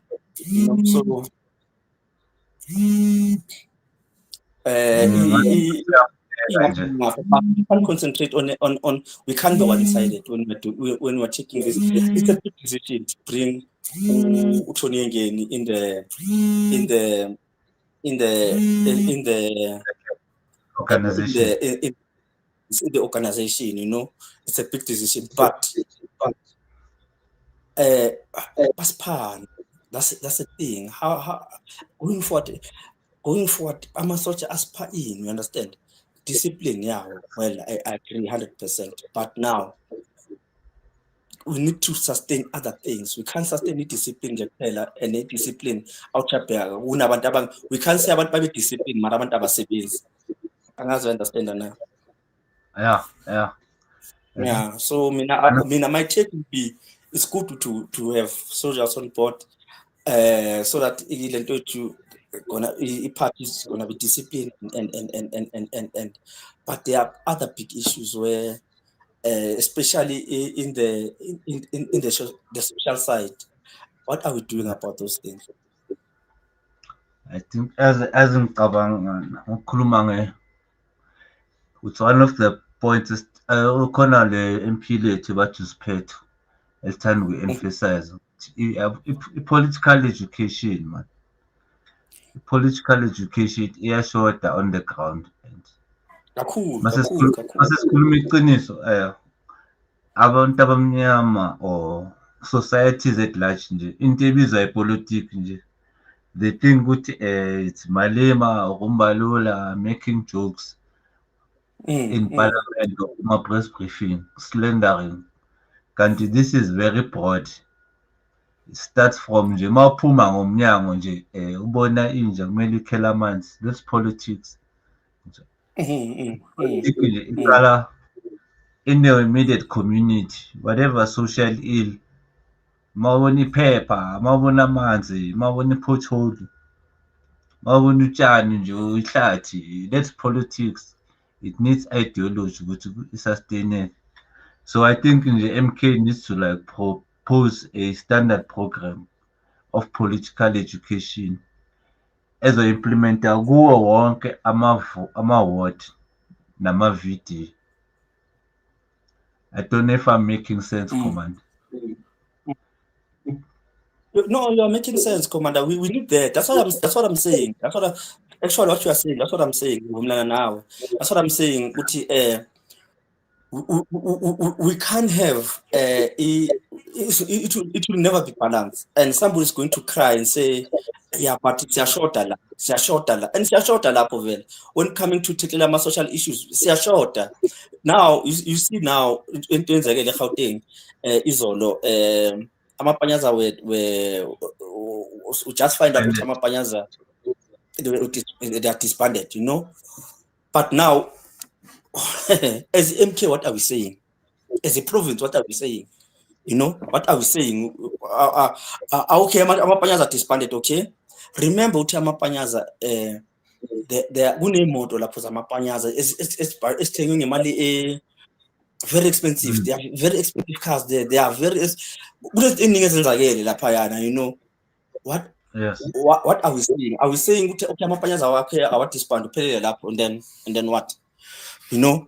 But if we can say as MK, we need to have a stance on okay, Panyaza disbanding. But what are we saying? As MK, what are we saying? You know? Exactly. You know, but we should have had as MK by now. You know, so it's we've been led by Abantu another vision, another ideology, and we wouldn't blame them because we are concentrating on discipline. You'll be asking them a question, but Mara commander or ground forces, you must be disciplined. But issues, we're on the ground. We are the ones who need to face them end of the day, and facing them is not about which is Novas Cholamanzi. And then no, we need to sustain that thing and say, okay, how are we going to sustain which is Salis Namans? How are we going to sustain Salis electric? How do we sustain in the Yama drugs? Even the Madana Commission, okay, no, but we said it's good because we've seen that with the government, they're involved in drugs. But how do we sustain that? If Nanama answers from that, then we have a problem, and it's a serious problem.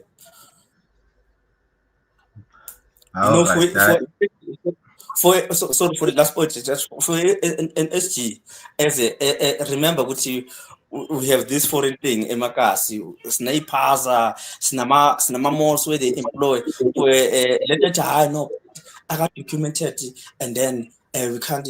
Then we start and the dealing so much. I able to check us next. I got next. I got we were supposed to say no as MK. Keep pushing on that thing. Ground forces must continue pushing that narrative. You would know, but foreigners, we don't need foreigners undocumented who are taking everything. We don't need that. And if POAs, continue with those POAs, but we come and say one sentence and then after a deal. Hey man.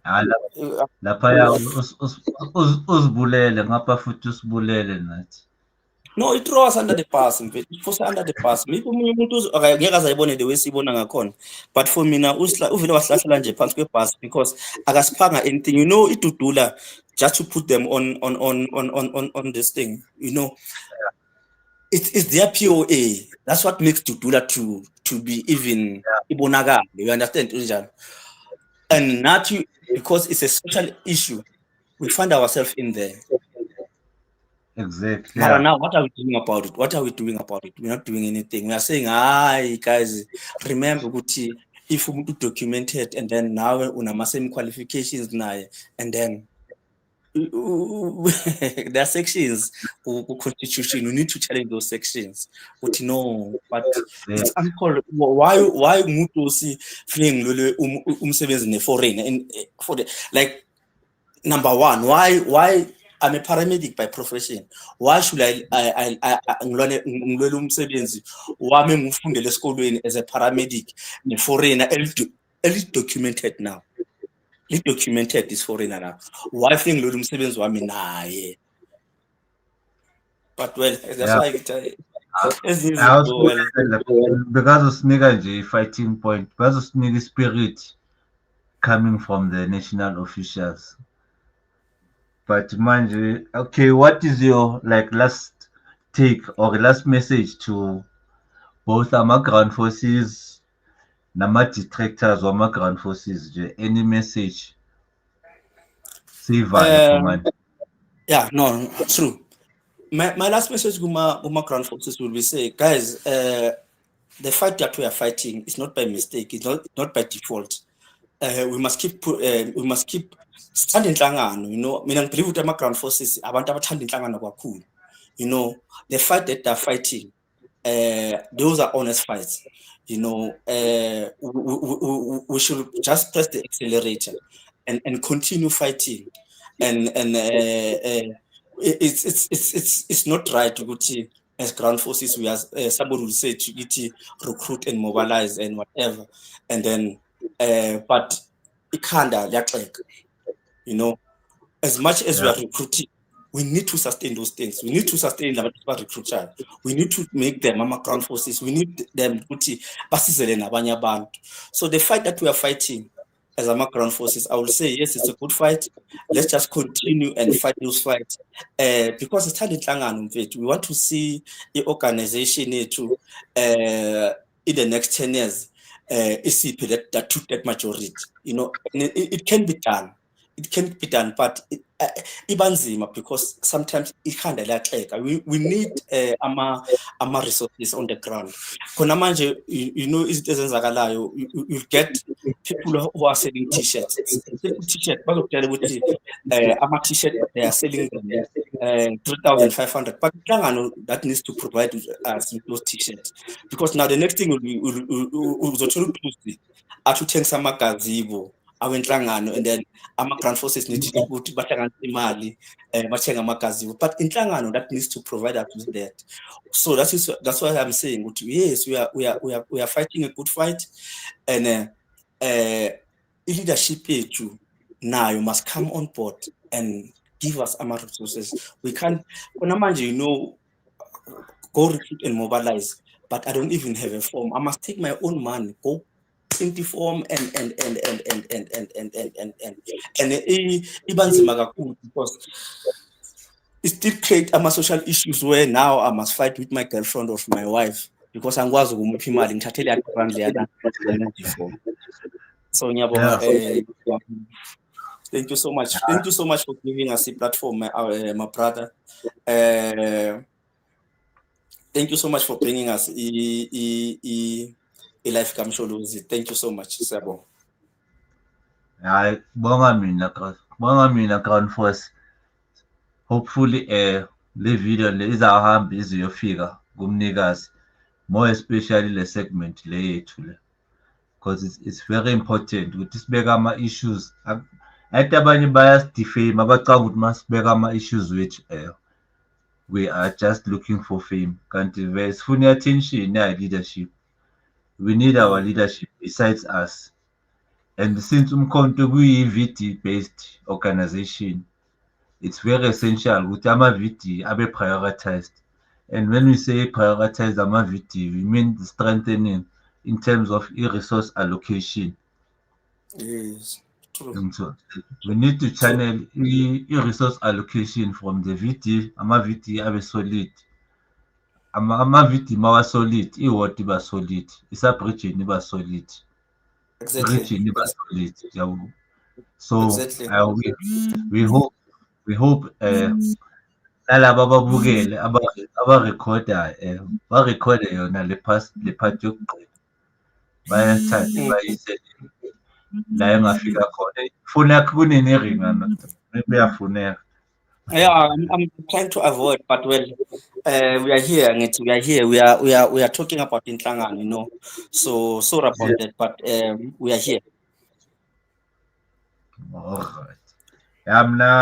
Mina sengicovered yonke ama-points esayidini lami. Ngezwa ngawo. No, let's keep pushing. You know, we need people like you. We need people like you. Abazosipi platform.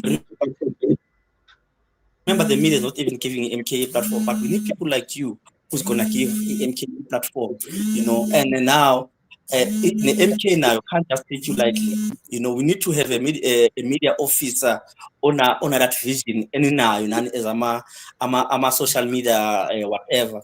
Ban support, you know, ban support in your base where we need people like you. We need people like you, not as MK, members MK, where we can voice our grievances if you have grievances. And now we need people like you also to give a leadership here to that space.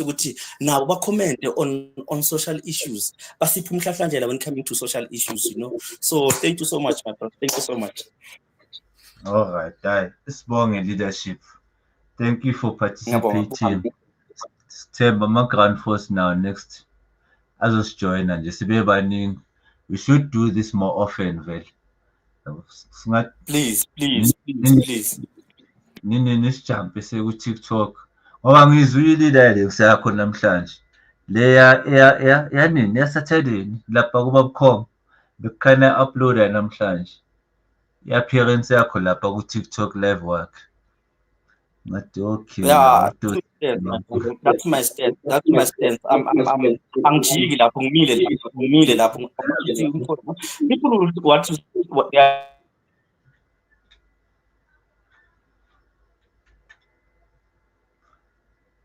Eish, yabo le network. Oh,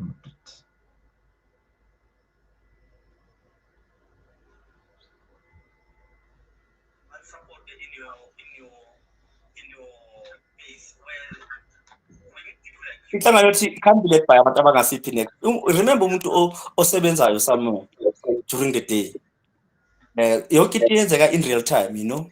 And if we have missed an opportunity to do something, it can't be undone in so we must all be in the ground so that inhlangano izokwazi ukukhula. Umunye ubhizi somewhere, ngeke asiphe lento lesifuna. Ngeke asiphe lento lesifunayo. yeah, ushaye khona.